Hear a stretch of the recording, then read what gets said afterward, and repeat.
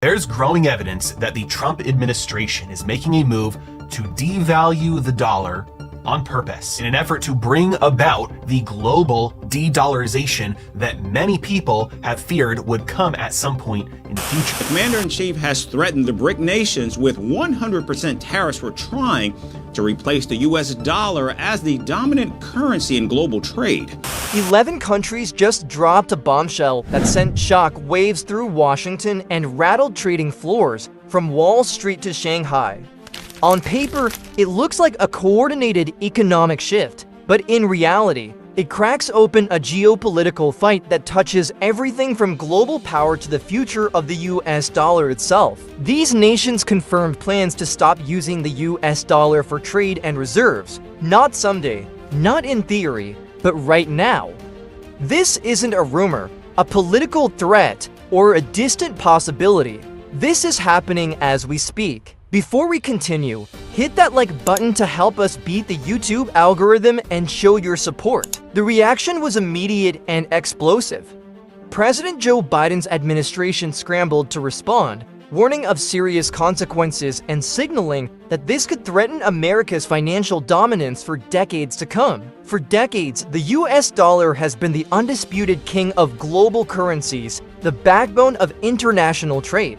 The reserve currency held by nations around the world, the standard for all and commodities, and the foundation of America's geopolitical power. But now, this dominance is under direct threat. The 11 countries leading this charge include China, Russia, Iran, Turkey, Brazil, India, South Africa, Indonesia, Mexico, Saudi Arabia, and Argentina.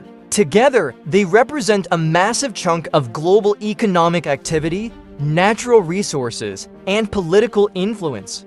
Their decision to move away from the US dollar is about more than economics. It is a bold political statement against what they view as an outdated system that unfairly benefits the United States. Behind closed doors, these governments have grown increasingly frustrated with the US government's use of dollar-based sanctions to punish rivals, limit trade with adversaries, and enforce American foreign policy worldwide. The dollar, once seen as a neutral and stable currency, is now perceived as a tool wielded for geopolitical advantage. So these countries have agreed to conduct trade among themselves using alternatives: Chinese yuan, the euro, gold, local currencies, and increasingly emerging digital currencies like central bank digital currencies, CBDCs, and cryptocurrencies. This coordinated effort, often referred to as de-dollarization, has been quietly gaining momentum for years. But now it's moving into the mainstream, and the effects are already rippling through global markets. Wall Street investors reacted nervously, with the dollar index slipping and commodities prices shifting. The US stock market showed signs of volatility as traders tried to price in what this means for everything from inflation to interest rates. Washington responded with urgency. Treasury Secretary Janet Yellen called for calm and measured responses, but acknowledged that the US must adapt and lead in this changing landscape. Congress has scheduled emergency hearings to address the issue. Lawmakers from both parties agree that the dollar's position as the world's reserve currency is not guaranteed. But what does this really mean for the average American? First, it threatens the US government's ability to borrow cheaply. The dollar's reserve status means global investors buy US Treasury bonds in massive quantities, keeping interest rates low and government borrowing affordable. If the dollar weakens, borrowing costs could rise sharply, driving up the cost of everything from mortgages to credit cards. Second, it could impact the value of the dollar itself, leading to inflationary pressures and reducing the purchasing power of American households. Third, it threatens America's ability to enforce sanctions effectively, a cornerstone of its foreign policy strategy. But while the threat is real, experts warn it won't happen overnight. The dollar still dominates global reserves, making up nearly 60% of foreign currency holdings worldwide. Many global banks, companies, and governments are deeply integrated into the US financial system. The dollar's liquidity, stability, and deep markets are unmatched. Still, the trend is clear. Countries are diversifying their holdings to reduce dependence on the dollar.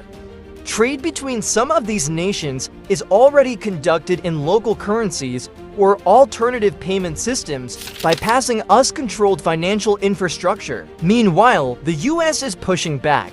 New sanctions, diplomatic pressure, and trade negotiations are underway to slow or reverse this movement.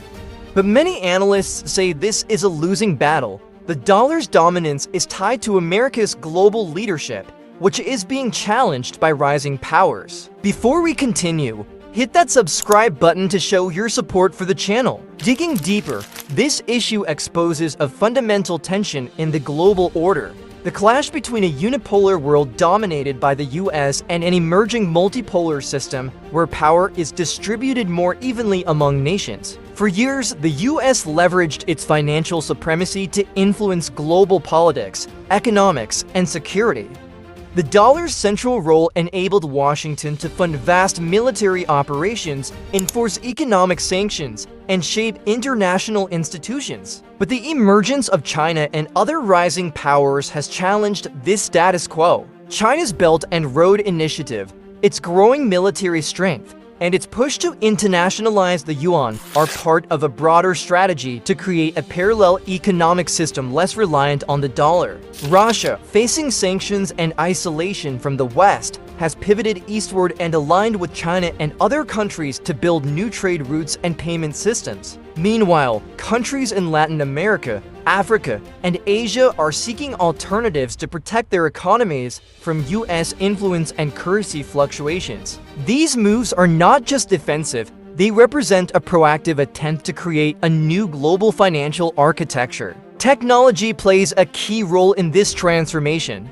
The rise of blockchain, cryptocurrencies, and central bank digital currencies offers countries tools to bypass traditional banking networks controlled by the US and its allies. China, for example, has already rolled out a digital yuan pilot program aiming to challenge the dollar's dominance in cross-border payments. Other countries are following suit. This new era of digital money could accelerate the fragmentation of the global currency system and reduce the dollar's reach. But there are risks and uncertainties. The US dollar remains deeply entrenched. Its use is tied to legal systems, trusted financial institutions, and global business practices developed over decades. Shifting away from the dollar requires building new trust networks, financial infrastructure, and regulatory frameworks, a massive undertaking that won't happen overnight. Furthermore, political divisions within these countries, economic instability,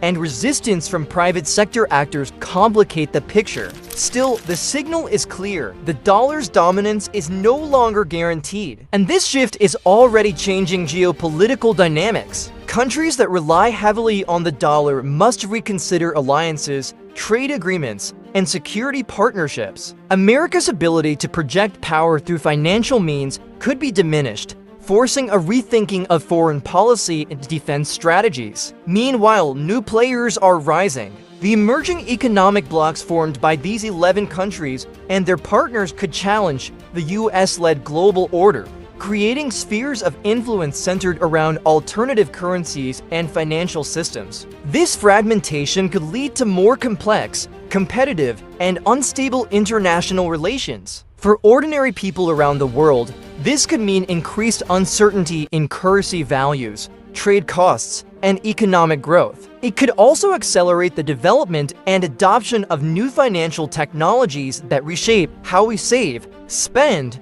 and invest. The big question now is, how will the US respond? Will policymakers adapt to this changing reality by innovating and working with allies? Or will they double down on protectionism, sanctions, and unilateral actions, the very same tactics that helped fuel this crisis in the first place? Only time will tell. But one thing is certain, the era of unquestioned US dollar supremacy is ending. And with it, a new chapter in global economics and geopolitics is beginning. So what happens next? That depends on you. Will voters demand action to protect America's financial dominance? Or will they accept a world where the dollar no longer rules? Drop your thoughts in the comments because this fight is not just about money.